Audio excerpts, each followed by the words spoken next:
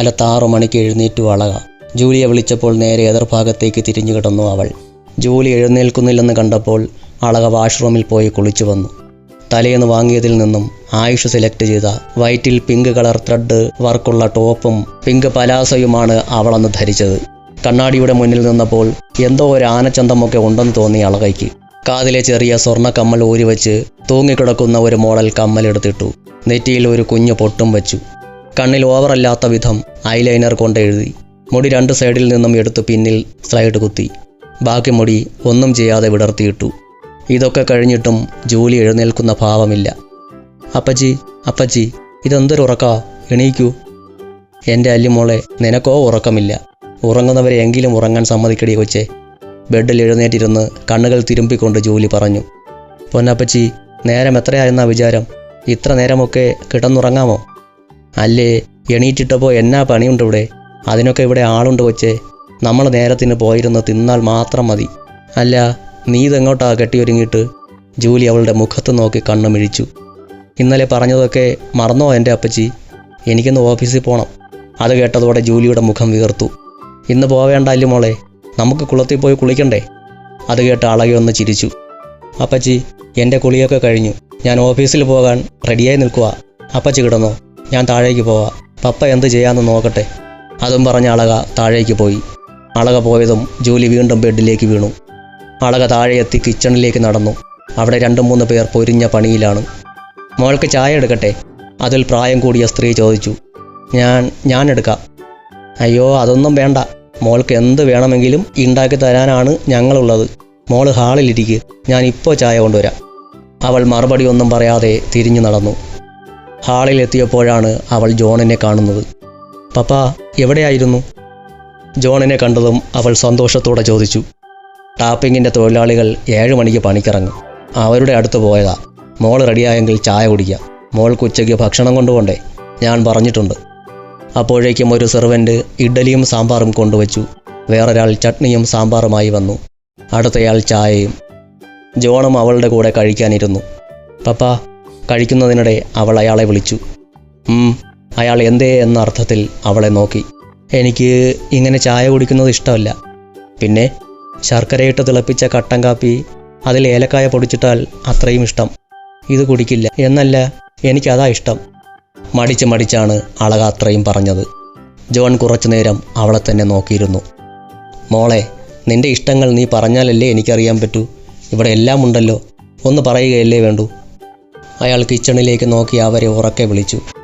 അയ്യോ, ഇപ്പോൾ വേണ്ട പപ്പ, ഇനി മുതൽ മതി. ഇപ്പോൾ ഞാൻ ഇത് കുടിച്ചോളാം. എങ്കിൽ വേഗം കഴിച്ചെഴുന്നേൽക്ക്, പപ്പ കൊണ്ട് വിട്ടുതരാം. അവർ ഓഫീസിലേക്ക് ഇറങ്ങുമ്പോഴും ജൂലി എഴുന്നേറ്റിട്ടുണ്ടായിരുന്നില്ല. ഉച്ചയ്ക്ക് കഴിക്കാൻ ചോറും കറിയുമെല്ലാം പാത്രത്തിലാക്കി കൊടുത്തിരുന്നു ജോലിക്കാർ. അളക അതെല്ലാം തൻ്റെ ബാഗിലെടുത്തു വെച്ചു. 8:30 അവർ ഓഫീസിലെത്തി. എന്നാൽ മോള് പോയിക്കോ, വൈകിട്ട് ഇറങ്ങുന്നതിന് മുൻപ് എന്നെ വിളിക്കണം കേട്ടോ. അളക ചിരിച്ചുകൊണ്ട് തലയാട്ടി. അവൾ ഓഫീസിനുള്ളിലേക്ക് കയറിയതിനു ശേഷമാണ് ജോൺ മടങ്ങിപ്പോയത്. അളക നേരെ അക്കൗണ്ട് സെക്ഷനിലെ തൻ്റെ സീറ്റിലേക്ക് ചെന്നു. ഡോർ തുറന്നതും തൻ്റെ സീറ്റിലിരിക്കുന്ന ആളെ കണ്ട് അവളൊരു നിമിഷം അങ്ങനെ തന്നെ നിന്നു. അനീഷേട്ടൻ എന്താ ഇവിടെ? എറണാകുളത്തേക്ക് മാറ്റിയതല്ലേ? വർക്ക് ചെയ്തുകൊണ്ടിരുന്ന അനീഷ് ശബ്ദം കേട്ട് മുഖമുയർത്തിയപ്പോഴാണ് അളകനന്ദയെ കണ്ടത്. ഞാൻ ഇന്നലെ രാവിലെ മുതൽ ഇവിടെ തന്നെയാണ് മേഡം. ഉറങ്ങാൻ പോലും വീട്ടിൽ പോയില്ല.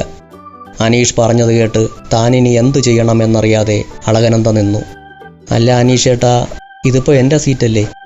അനീഷ് പിന്നെയും അളകയെ നോക്കി. അല്ലല്ലോ, ഇതെൻ്റെ തന്നെ സീറ്റാണ്. എറണാകുളത്തെ ഓഫീസിൽ ഓഡിറ്റിംഗ് നടക്കുന്നതുകൊണ്ട് ഒരാഴ്ച എന്നെ അവിടേക്ക് മാറ്റിയതാ, ഒരു ഹെൽപ്പിന് വേണ്ടി. വെള്ളിയാഴ്ചത്തോടെ അത് കഴിഞ്ഞു. ഇന്ന് ജോയിൻ ചെയ്താൽ മതിയെന്ന് പറഞ്ഞിരുന്നതാ. പുതിയൊരു പ്രോബ്ലം വന്നതുകൊണ്ട് ഇന്നലെ രാവിലെ തന്നെ ജോയിൻ ചെയ്യേണ്ടി വന്നു. അപ്പോൾ ഞാൻ എന്താണ് ചെയ്യേണ്ടത്? അവളുടെ ചോദ്യം കേട്ട് അനീഷ് നിസ്സഹായതയോടെ അളകയെ നോക്കി. എനിക്കറിയില്ല മേഡം, എന്നെ ഏൽപ്പിച്ചതുപോലെയാണ് ഞാൻ ചെയ്യുന്നത്. മേഡം ഒരു കാര്യം ചെയ്യൂ, സാർ ക്യാബിനിലുണ്ട്, അദ്ദേഹത്തോട് ചോദിക്കും. ഇന്നലെ അദ്ദേഹവും വീട്ടിൽ പോയിട്ടില്ല. രാത്രിയിൽ ഫുൾ ടൈം വർക്ക് തന്നെയായിരുന്നു. പറഞ്ഞു നിർത്തി അനീഷ് തൻ്റെ വർക്കിലേക്ക് തിരിഞ്ഞു. ഇനി അവിടെ നിന്നിട്ട് കാര്യമില്ലെന്ന് അളകയ്ക്ക് മനസ്സിലായി. അവൾ പതിയെ തിരിഞ്ഞു നടന്നു. ആ ഹാളിലിരുന്ന് വർക്ക് ചെയ്യുന്നവരൊക്കെ അളകയെ നോക്കുന്നുണ്ട്. ചിലരുടെ മുഖത്ത് പരിഹാസമാണെങ്കിൽ ചില മുഖങ്ങളിൽ സഹതാപമാണ്. ചിലർ തമ്മിൽ എന്തൊക്കെയോ പറഞ്ഞ് അടക്കി ചിരിക്കുന്നുമുണ്ട്. അളക ആരെയും ശ്രദ്ധിച്ചില്ല. തലയും താഴ്ത്തി മെല്ലെ പുറത്തേക്ക് നടന്നു. നടക്കുന്നതിനിടയിൽ അവൾ ജോണിനെ വിളിക്കാനായി ബാഗിൽ നിന്നും ഫോൺ എടുത്തു. അപ്പോഴാണ് പപ്പയുടെ നമ്പർ തനിക്ക് അറിയില്ലെന്ന സത്യം അവൾക്ക് ഓർമ്മ വന്നത്. ഇനിയിപ്പോൾ എന്തു ചെയ്യും? സത്യത്തിൽ എന്തിനാണ് തന്നെയിട്ട് ഇങ്ങനെ വട്ടാക്കുന്നതെന്ന് ചിന്തിക്കാതെ ഇരുന്നില്ല അളക. അവൾ പുറത്തേക്ക് പോകാനായി മെയിൻ എൻട്രൻസിലേക്ക് വരുമ്പോഴാണ് എതിരെ വരുന്ന വേണുവിനെ കണ്ടത്. അല്ലി ഇതെങ്ങോട്ടാ? വേണുവിൻ്റെ ചോദ്യത്തിന് കത്തുന്ന ഒരു നോട്ടമായിരുന്നു അവളുടെ മറുപടി. ഇതെന്താണപ്പാ, ഭദ്രകാളിയോ? എൻ്റെ അല്ലിക്ക് ഈ നോട്ടം ഒട്ടും ചേരില്ല. പറഞ്ഞേ, എന്താ കാര്യമെന്ന്? ഇന്നലെ പപ്പ വിളിച്ച് 2 ദിവസത്തെ ലീവ് ചോദിച്ചതാ. അന്നേരം ഇവിടെ എന്തോ മലമറിക്കുന്ന പണിയുണ്ടെന്നും പറഞ്ഞ് എന്നെ ഇവിടെ നേരത്തെ കൊണ്ടുവന്നാക്കാൻ പപ്പയോട് പറഞ്ഞു. അതുകൊണ്ട് പപ്പ എന്നെ 8:30 ഇവിടെ കൊണ്ടുവന്നാക്കി. ഇവിടെ വന്നപ്പോൾ ഞാനിരുന്ന സീറ്റിൽ പഴയ ആൾ. ബെഡെല്ലാം ഫുള്ളായി വരാന്തയിൽ കിടക്കുന്ന ഗവൺമെൻറ് ഹോസ്പിറ്റലിലെ രോഗിയെപ്പോലെയായി ഞാൻ. തിരിച്ചു പോകാൻ പപ്പയെ വിളിക്കാൻ എൻ്റെ കയ്യിൽ നമ്പരുമില്ല.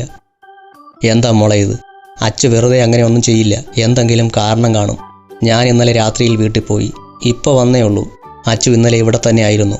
മോൾക്ക് അച്ചുവിൻ്റെ അടുത്ത് കയറി ഒന്ന് ചോദിക്കാമായിരുന്നില്ലേ?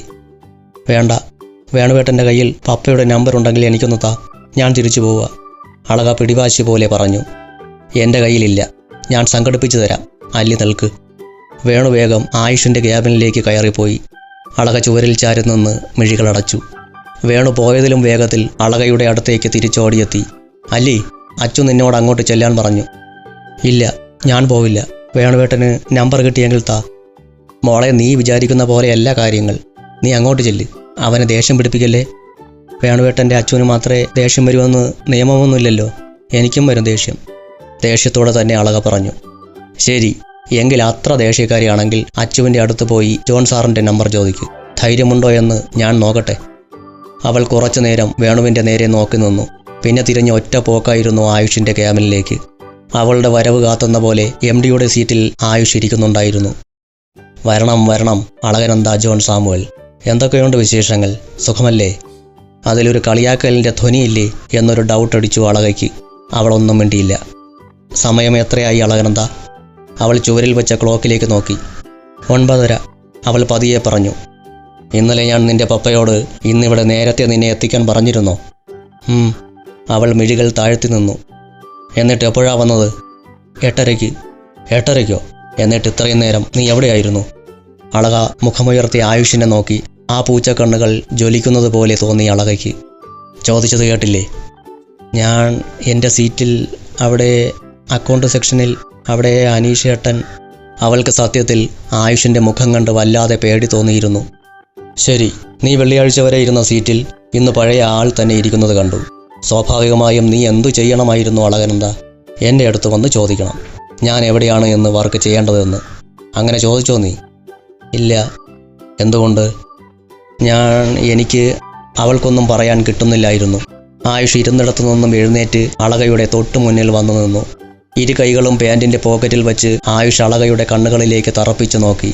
പിന്നെ അവളുടെ കയ്യിൽ പിടിച്ചുകൊണ്ട് മുന്നോട്ട് നടന്നു. അവളുടെ പഴയ ക്യാബിൻ്റെ ഡോർ തുറന്ന് ആ ഇരിപ്പിടത്തിലേക്ക് ഇരുത്തി. വായിൽ നാവുന്ന സാധനമുള്ളത് രുചിയറിയാൻ മാത്രമല്ല, സംസാരിക്കാൻ കൂടിയാണ്. അവിടെ നിന്ന് തിരിഞ്ഞ നേരം എൻ്റെ അടുത്ത് വന്ന കാര്യങ്ങൾ ചോദിച്ച് മനസ്സിലാക്കിയെങ്കിൽ ഈ ഇരിക്കുന്ന ഫയലുകൾ കുറച്ചൊക്കെ നോക്കി തീർക്കാമായിരുന്നില്ലേ? ഇനി ഇത് മുഴുവൻ തീർത്തിട്ട് ഇന്ന് പോയാൽ മതി. അതും പറഞ്ഞ് ആയുഷ് തിരിഞ്ഞു നടന്നു. മുന്നിലെ ഫയലുകൾ കണ്ട് അവൾ വല്ലാതെ പകച്ചുപോയി. ഇതൊക്കെ ഞാൻ എപ്പോൾ തീർക്കും? വല്ലാത്തൊരു പ്രതിസന്ധിയിലാണല്ലോ ഭഗവാനെ ഞാൻ ചെന്നപ്പെട്ടിരിക്കുന്നത്. അളക മനസ്സിൽ പിറുപിറുത്തുകൊണ്ട് മുന്നിലിരിക്കുന്ന ഫയലുകളിൽ ഒരെണ്ണം എടുത്തു നിവർത്തി.